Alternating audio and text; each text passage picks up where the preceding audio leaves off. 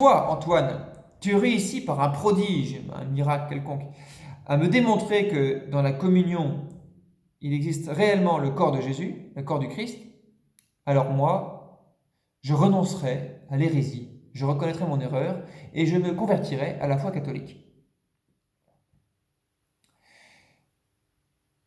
Alors il va lancer un défi. Un défi. Il va dire, je vais enfermer mon âne, ma mule, euh, pendant 3 jours. Et je lui ferai sentir les tourments de la faim. Pendant 3 jours, je vais l'enfermer et puis je lui donnerai rien à manger. Vous imaginez, vous, si déjà vous n'avez pas votre goûter à 4 heures, vous commencez à avoir mal au ventre au moment du dîner. Bon. Mais là, on vous dit non, non seulement tu n'auras pas de dîner, mais tu n'auras pas de petit déjeuner, tu n'auras pas de déjeuner, tu n'auras pas le goûter. Comme ça pendant 3 jours. L'animal, il ne comprend pas trop, mais il va avoir faim, je peux vous dire. Voilà. Après 3 jours, je la sortirai en public et je lui montrerai la nourriture que j'aurai préparée. Un tas d'avoine, un tas de foin. Toi, tu resteras en face de moi, d'accord, avec l'ostensoir, là, ce que tu crois être le corps de Christ, d'accord.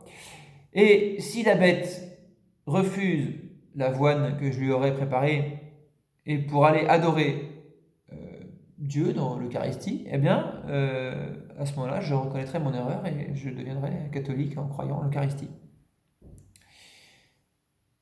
Saint Antoine accepte le défi. Hein. Éclairé par l'Esprit Saint, il relève le défi et il fixe rendez-vous du coup sur la grande place du village, euh, à Rimini, le nom du village. Et alors forcément, ça attire une foule énorme. Vous imaginez, à cette époque-là, il n'y avait pas Facebook, il n'y avait pas Instagram, il n'y avait pas Twitter, il n'y avait pas Internet. Euh, mais le message, il passe quand même dans le village. Tout le monde est au courant. Tout le monde est au courant de ce qui se passe. Parce que forcément, la principale activité des gens de cette époque-là, c'était la messe du dimanche. Voilà. Donc quand les gens ne viennent pas à la messe, ça se sait. Bon. Bref, et donc du coup, ça attire une foule énorme. Tout le monde vient voir. Qu'est-ce qui va se passer?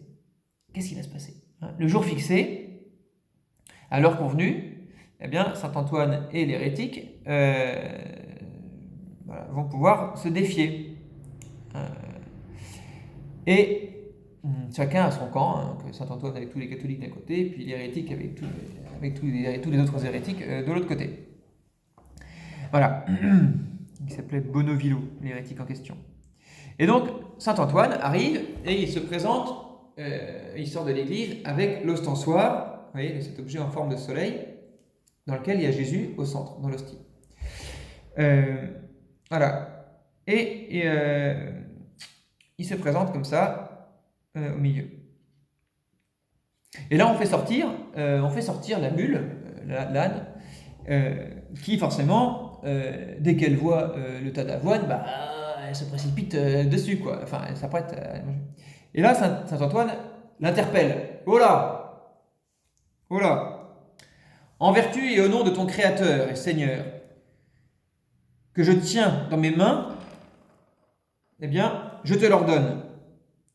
Avance rapidement et rends hommage au Seigneur avec le respect qui lui est dû, afin que tous les malfaisants et les hérétiques qui sont ici présents comprennent que toutes les créatures doivent s'humilier devant leur Créateur, que le prêtre porte dans leurs mains sur l'autel.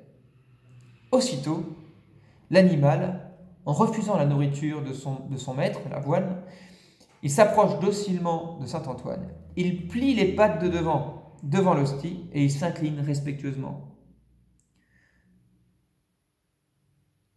Voilà. Et alors, l'hérétique, Bonovillo, eh bien, il était honnête parce qu'il avait promis quelque chose et il a tenu sa promesse, puisque il a reconnu son erreur, il a confessé publiquement sa faute, et depuis ce jour-là, eh bien, il est devenu un bon chrétien.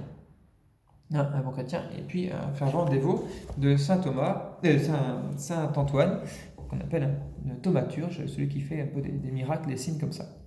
Voilà, petit miracle eucharistique pour vous aider à comprendre que l'Eucharistie, parfois, c'est. Ouais, Dieu se sert parfois des saints, d'Eucharistie, pour nous faire comprendre la réalité, la présence réelle. Si même les animaux, parfois, sont capables de rendre un culte à Dieu, eh bien, ça veut dire qu'à fortiori, les hommes doivent aussi adorer leur Seigneur dans l'Eucharistie. Voilà. Alors, nous, pendant cette période de confinement, on continue d'adorer l'Eucharistie. Vous n'avez pas forcément la possibilité de venir prier devant le Saint-Sacrement à l'église parce que les églises de près de chez vous sont fermées et que vous êtes trop loin de l'église Saint-Charles.